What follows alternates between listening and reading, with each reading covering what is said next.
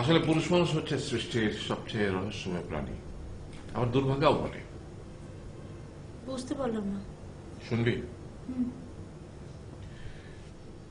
গাধাকে সৃষ্টি করার পর তাকে বলা হলো সকাল থেকে সন্ধ্যা পর্যন্ত তাকে ক্লান্তিহীন পরিশ্রম করতে হবে, সারা জীবন তাকে পিঠে ভারী বোঝা বইতে হবে, খেতে পাবে শুধু ঘাস, আর তার মাথায় কোনো বুদ্ধি থাকবে না। তার আয়ু হবে 50 বছর। গাধা করজোড়ে সৃষ্টিকর্তাকে বলল, আমি এত বছর বাঁচতে চাই না, আমাকে 20 বছর আয়ু দেওয়া হোক। সৃষ্টিকর্তা সেটাই মঞ্জুর করলেন। কুকুরকে যখন সৃষ্টি করা হলো তখন তাকে বলা হলো যে সে হবে মানুষের সবচেয়ে বড় বন্ধু, কিন্তু সে খাবে মানুষের উচ্ছিষ্ট, এবং তার আয়ু হবে 30 বছর। কুকুর সৃষ্টিকর্তাকে বলল, আমি এত বছর বাঁচতে চাই না, আমাকে 15 বছর আয়ু দেওয়া হোক। সেটাই মঞ্জুর করা হলো।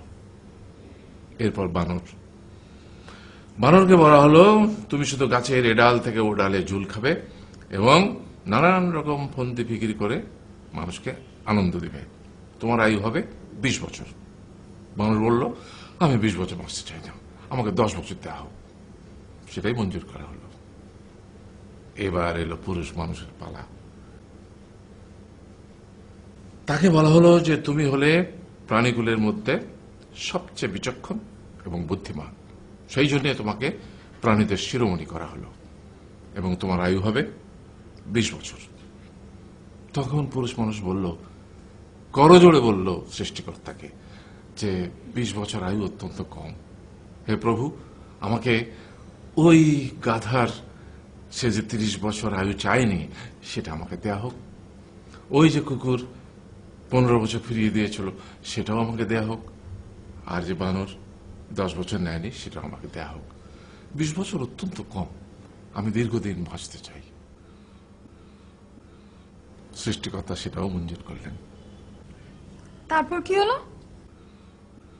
সেই থেকে ছেলেরা পুরুষ মানুষ হিসেবে বাঁচে 20 বছর, তারপরের 30 বছর সংসারের বোঝা পিঠে করে বয়ে বেড়ায়, সেটা কার মতো? গাধার মতো।